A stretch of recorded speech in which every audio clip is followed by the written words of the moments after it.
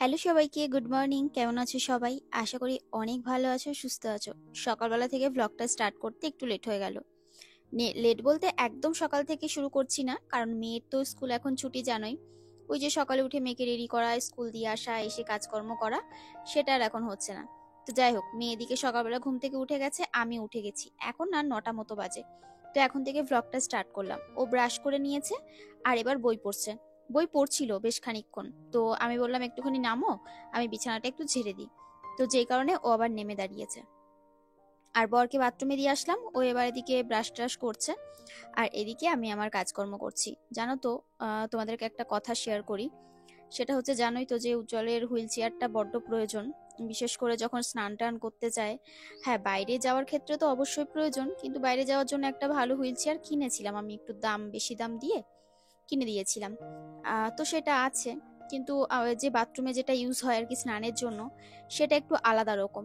তো ওটা না নিয়মিত যেহেতু জল লাগে মানে হুইল চেয়ারটার মধ্যে, প্রবলেম কি হয় বলতো, জল লাগতে লাগতে না ওই যে রডের যে জয়েন্ট গুলো আছে না, যেগুলোতে ঝালাই টালাই করা থাকে, সেইগুলো না ধীরে ধীরে মানে যখন অনেকগুলো মাস হয়ে যায়, তখন ধর বছর হয়ে গেল, 6 মাস 9 মাস হয়ে গেল, তখন ওগুলো না ধীরে ধীরে খুলতে শুরু করে।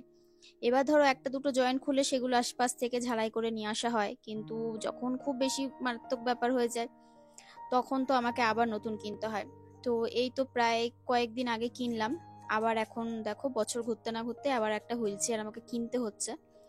কারণ মানে এই তো সকালবেলায়, আজকে নয় মানে কালকে, গতকাল সকালবেলায় একটা মানে খারাপ পরিস্থিতি ঘটতে যাচ্ছিল, মানে হুইল চেয়ারের একটা যে হাত, যেটাতে হাত দেয়, হাতটা আর কি খুলে পড়ে মানে ওই যেন পড়ে যাচ্ছিল এরকম অবস্থা। তো তারপরে আমি ওকে বললাম, আর আমি খুব বলি মানে একটু যদি এদিক ওদিক হয় আমি সঙ্গে সঙ্গে বলি যে দেখো তোমার জিনিসটা আগে প্রয়োজন, যেটা প্রয়োজন সেটা কিনে নেবে, কিন্তু আমার কথা কিছুতেই শুনবে না। আমি এই প্রায় 2 মাস 3 মাস ধরে ঘ্যান ঘ্যান ঘ্যান ঘ্যান করছি।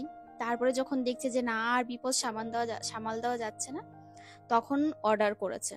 তো ওর ওই আর একটা হুইল চেয়ার অর্ডার করা হয়েছে স্নানের জন্য, যেটা খুবই দরকার। তো সেটাই ভাবলাম তোমাদের সাথে একটু এই কথাটা শেয়ার করি। তো ওটা আসতে সপ্তাহখানেক লাগবে, দেখা যাক এবার কবে আসে, ততদিন ওটা আবার জোড়া তাপতে দিয়ে কাজ চালাতে হচ্ছে। তবে ওর আরো হুইল চেয়ার আছে, কিন্তু প্রত্যেকটা হুইল চেয়ারের না সিস্টেম আলাদা আলাদা, মানে ওই হাত খুলে যেটা ওঠানো যে ব্যাপারটা, অনেক হুইল চেয়ারের ওই ব্যাপারটা থাকে নেই আর কি। আমরা অনেক সময় কিনে ফেলেছি বুঝতে পারিনি ভুল করে, সেটাতে ওরকম হাত খুলে ওকে ওঠানোর ব্যবস্থা, আমরা তো জানোই যে আমি জানোই যেভাবে ওঠাই, এক পাশে হাত তোলটা খুলে মানে এক সাইডে যে একটা হাত দেওয়া জায়গা থাকে ওটা খুলে তারপরে ওকে ট্রান্সফার করি খাটের থেকে হুইল চেয়ারে। তো সেটা আবার মাঝখানে একটা দুটো হুইল চেয়ার কেনা হয়েছিল যেগুলোর মধ্যে ছিল না, তো অন্য হাতল দিয়ে অ্যারেঞ্জ করা হয়েছিল, তবে এবার হাতটাই গেছে, তো যে কারণে আরো বেশি প্রবলেম হয়ে গেছে। আর জয়েন্ট গুলো তো এক দুবার ঝালাই করা হয়েছে, সেগুলো মানে আর কি কেমন একটা হয়ে গেছে। তো যাক, যেটা কিনতে হবে, যেটা দরকার সেটা তো কিনতেই হবে। তো এই আর কি।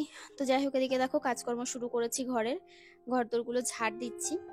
আর এখন আমার শরীর অনেক ভালো আছে, ডাক্তারবাবুকে রিপোর্ট নিয়ে দেখিয়েছিলাম, আর ওষুধও দিয়েছে। তোমাদেরকে আগের দিন বলেছি কিনা আমার ঠিক মনে নেই, তাই ভাবলাম আর একবার আপডেটটা দিয়ে দিই। ঠিকঠাকই আছি, তবে কি বলতো অত্যাধিক মাত্রায় মানে ক্লান্তি লাগছে, ওষুধের পর ওষুধ চলছে তো মনে হয় শুধু ঘুমাতে ইচ্ছা করে, শুধু রেস্ট নিতে ইচ্ছা করে, আর উঠলেই মাথা ঘুরে ঘুরে ঘোরে, মানে এই ধরনের একটা ব্যাপার আমার সব সময় আছে। আগে যেমন কাজ করতে প্রচুর এনার্জি পেতাম, কারো ভরসা করতাম না কে কখন করে দেবে কে না করে দেবে। এখন না মানে কাজ করতে গেলে যেন কান্না পায়, কষ্ট হয়, মাথা ঘোরে, কিরকম যে হয় নিজে বোঝাতে পারবো না। তবে এগুলো অনেকেই হয়তো ভাববে যে এগুলো মানে ইচ্ছা করে করছি, কুড়েমি, অলসতা, সেগুলো নয়। কিন্তু আমি দেখো কখনো অলসতা করিনি। কি বলতো, শরীরে হয়তো কোনো প্রবলেম হচ্ছে, বা ওষুধের জন্য কোনো সাইড এফেক্টও আছেই, সের জন্যই হয়তো হচ্ছে, জানি না কিসের জন্য কি হচ্ছে বুঝতে পারছি না। তবে যাই হোক, ওদিকে দেখো ওকে জল টল দিয়ে দিলাম, আর এদিকে এবার এসে ওই টেবিলটা একটু ভালো করে মুছে দিলাম। আর কোয়েল এখন খাবার নিতে এসছে, মানে সকালবেলা ওদের জন্য ভাত করেছিলাম তোমার একটু খিচুড়ি টাইপের, আর চাল আর ডাল দিয়ে আর একটু লঙ্কা টঙ্কা দিয়ে নুন দিয়ে বসিয়ে দিয়েছিলাম। তো একটু ঘি দিয়ে ওরা ওটাই খেয়ে নেয়। তবে শুধু মানে ভাতের থেকে আমার মনে হয় মাঝে মাঝে একটু ডাল টাল দিয়ে বাচ্চাদের দেওয়া ভালো, তাহলে ওরা খেতে ভালোবাসে। আর আমার মেয়ে আগে ডাল দিয়ে খেত না, এখন বোঝে, বলে ওটা হচ্ছে হেলদি জিনিস, এখন ওর হেলদি ফুড, ওটা খেতে হয়। ওটা খাওয়া শরীরের পক্ষে ভীষণ ভালো। তবে আমি মাঝখানে একটু ব্রেক পেয়েছি, তো ওই শ্যাম্পু ট্যাম্পু নিচ্ছে। আর আমি এদিকে একটুখানি ওটসটা না গুলে রাখবো। গুলে রাখবো বলতে ওটস দিয়ে ওই চিলা বানাবো, মানে ওটসের যে আমি বানাই তেল ছাড়া যে রুটিটা বানাই সেটাই খাবো, কারণ সকালবেলায় খিদে পেয়ে যায়। তো ফ্রিজের মধ্যে থেকে ওই লঙ্কা বের করলাম আর একটা পেঁয়াজ নিয়ে নিলাম। তো পেঁয়াজটা দেবো, পেঁয়াজ আর লঙ্কা দিয়ে এটাকে ভালো করে একটুখানি মেখে তারপরে রেখে দেবো। এখন ভাজবো না, একটু ওকে স্নানটা করিয়ে নিই, ওকে গুছিয়ে টুছিয়ে দিয়ে তারপরে এসে মানে ভাজবো। তার আগে এটা জমতে থাক, মানে ওই যেটুকুনি শক্ত হওয়ার হতে থাক, তারপরে আবার এসে আরেকটুখানি মেখে রুটিটা করে নেবো।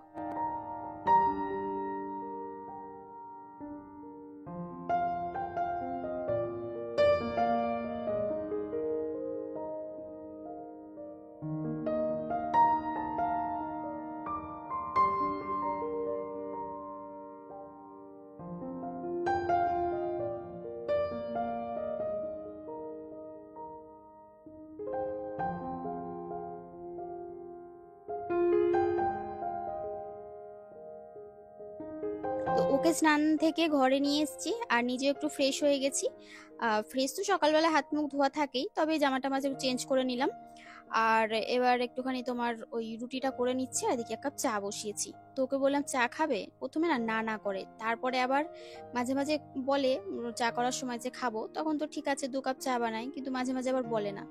তখন আবার ওই 1 কাপ চা নিয়ে গেলে ভাগ করে দুজনে মিলে খেতে হয়, মানে বলবে খাবো না, তারপরে আবার সে আমার থেকে ভাগ বসাবে। ওই আর কি, কি আর করা যাবে, কিছু করার নেই। তো এদিকে দেখো একটা ভেজে নিয়েছি। আর এটা ভাজা ভীষণ সহজ, তবে ওই তাওয়াতে একটুখানি জল দিয়ে দিতে হয়। এই যে গরম তাওয়ার উপর একটুখানি জল দিলাম, জল দিয়ে একটুখানি মুছে নিয়ে তারপরে এটা দিলে বেশ সুন্দর করে হয়। খালি তাওয়ার মধ্যে পট করে দিয়ে দিলে না এটা লেগে যাবে, একদম পুরো কামড়ে ধরে। তো এটা ভাজার একটা নিয়ম আছে যাই হোক।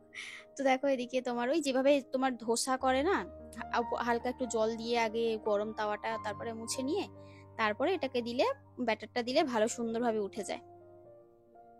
তো ওইদিকে আমার রুটিটা ভাজা হয়ে গেছে, দুজনের জন্য দুটো করে নিলাম। আর এদিকে মানে একটা ভাজা বসিয়ে দিয়ে চা করতে দিয়েছিলাম। তো এদিকে দেখো ভাজা হয়ে গেছে, এবার এটাকে না নামিয়ে নেবো, এপাশ ওপাশ একটু উল্টে নিলাম। তো নিয়ে এবার চাটা খেয়ে নেব। চাটা খেয়ে তারপরে দিকে দুপুরের আয়োজন, আবার রান্নাবান্না আছে, তারপরে আরো বেশি আরো কিছু কাজকর্ম আছে। সেগুলো তো আছেই, সংসারে জানো 1000টা কাজ, সকাল থেকে যেন শেষই হয় না। মানে কাজ আর কাজ, কাজের মধ্যে ঢুকলে যেন সে আর শেষ হয় না, যুদ্ধ চলতেই থাকে, তাই না? মানে আমাদের করতেই হবে, মানে মানুষ জীবন হচ্ছে কর্ম করে যাও, কর্ম করে যাও, ফলের আশা করো না। আর যতক্ষণ যতক্ষণ তোমার নিঃশ্বাস আছে, মানে দেহে প্রাণ আছে, এটাই হচ্ছে ব্যাপার। তো মেয়ে বললো আমাকে একটু দাও তো মা, কেমন হয়েছে খেয়ে দেখি। তোকে আবার একটু দিলাম। তো বললাম যদি খাস তাহলে এই পাশে আয়, এসে একটুখানি খেয়ে যা। তো কোয়েলকে দিদিভাইকে বললে ওরা খায় না, ওরা সকালবেলা মানে খেয়ে নেয়। রুটি দেয় কখনো ওই জায়ের বাড়ির থেকে, কখনো ওরা এই বাড়িতে কিছু বানিয়ে দেয় মা, বা কখনো ছাতু খেয়ে নেয়। তো ওরা সকালে অনেক সকালে খেয়ে নেয়, যে কারণে আমাদের খেতে একটু লেট হয়ে যায়, 11টা 12টা বেজে যায়। তো যাই হোক দেখো এদিকে খাওয়া দাওয়া কমপ্লিট করছি, আর মেয়ে ওদিকে পড়ছে। এখন উজ্জ্বলের পড়াগুলো ধরবে, তারপরে অঙ্ক টঙ্ক কিছু থাকলে সেগুলো আবার করিয়ে দেবে। আর একজনকে দেখে বুঝতে পারছো, মানে সে কতক্ষণে তাকে একটুখানি দেবো, একটুখানি খাবে। তো আমি যদি ওকে বোঝাই যে এগুলো খাবি না, এগুলো তোর জন্য ভালো না, এগুলোর মধ্যে পেঁয়াজ আছে লঙ্কা আছে, সে কিছুতেই হবে না, ওরা কি আর বোঝে। তো যাক গিয়ে চলো, আজকের ভিডিওটা এখানেই এন্ড করলাম, সবাই ভালো থেকো।